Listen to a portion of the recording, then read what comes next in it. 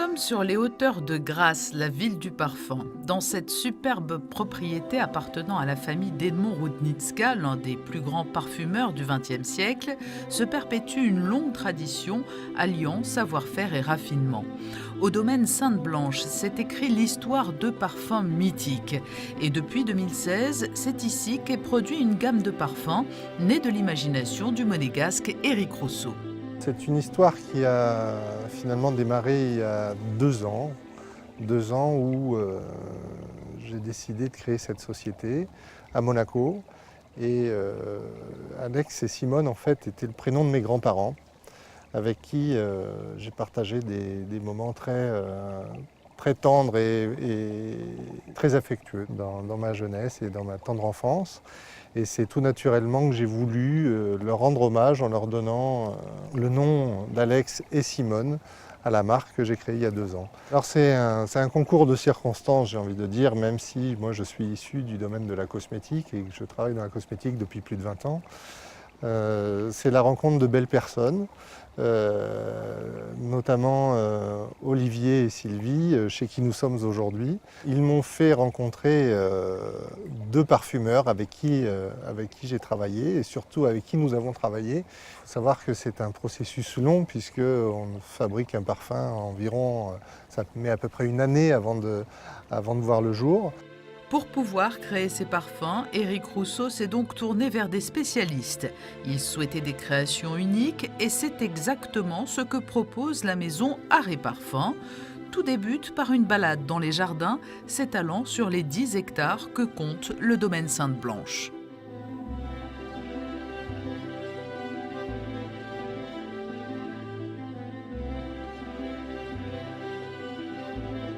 Puis vient le temps du brainstorming dans le bureau avec vue imprenable. Donc on l'a mis en solution à 15 Ouais. et on l'a mis en solution aussi à 20.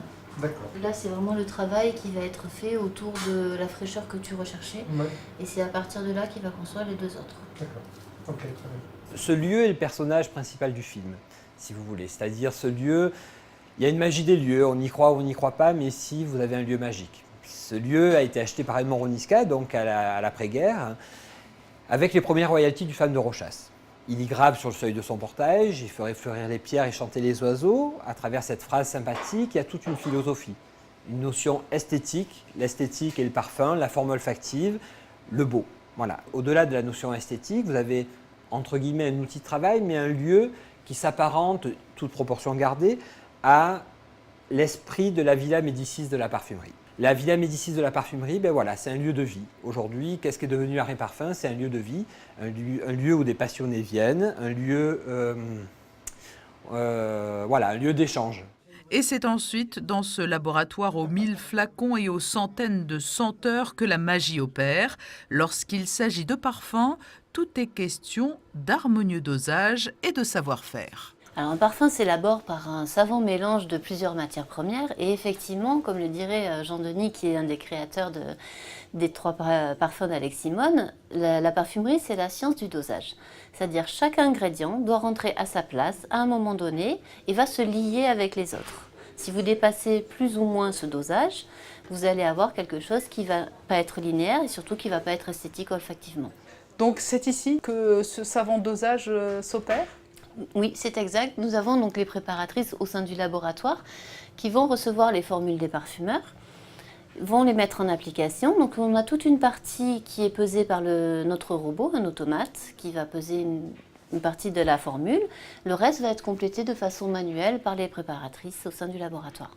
Donc mon rôle et mon travail, ça va être de retranscrire les idées, les concepts, les images qu'Éric va pouvoir nous fournir suite à son projet et à son board, en brief en fait, en odeur et en contexte. C'est aussi remémorer un souvenir olfactif, donc il va falloir arriver à retranscrire tout ça en odeur pour le parfumeur. Une fois la formule parfaite trouvée, il ne reste plus qu'à produire le concentré de parfum. Vous avez un système de seringues, chaque matière première est reliée à une seringue et ces seringues vont injecter un produit sur une buse qui est là-bas et tout ça en simultané en volumétrique. La précision est de 20 mg, donc excessivement précis, c'est-à-dire moins d'une goutte. Et la précision se fait par le déplacement du piston à l'intérieur, par l'incrément du piston. Il y a une formule qui est établie et ce robot va permettre de retranscrire l'odeur qu'on nous a demandé de faire. Le parfumeur, c'est un petit peu le musicien. Il écrit sa partition, pas musicale, mais olfactive. Et nous, notre métier ici, donc on fabrique du concentré de parfum qu'on va exporter dans le monde entier. Et nous, on est un petit peu l'orchestre. C'est-à-dire qu'il va falloir jouer cette partition et sans faire de fausses notes. Et ça, c'est un vrai métier et c'est un vrai savoir excessivement complexe. Et chaque flacon de la marque monégasque Aleximone raconte une histoire à travers un voyage olfactif et ce savant mélange de senteurs. La première collection French Riviera est composée de 6 eaux de parfum qui sont toutes unisexes. Je tenais, moi, à ce que la première collection de la maison Aleximone soit French Riviera, qui va raconter en fait mes 6 moments préférés, mes 6 moments volés d'une journée idéale sur la Riviera française. C'est ainsi que la gamme de parfums Aleximone a vu le jour. Depuis 2 ans et au départ de la principauté, ces flacons de parfums prennent la destination de pays lointains. Ils sont notamment vendus en Russie, en Ukraine et même jusqu'en Corée.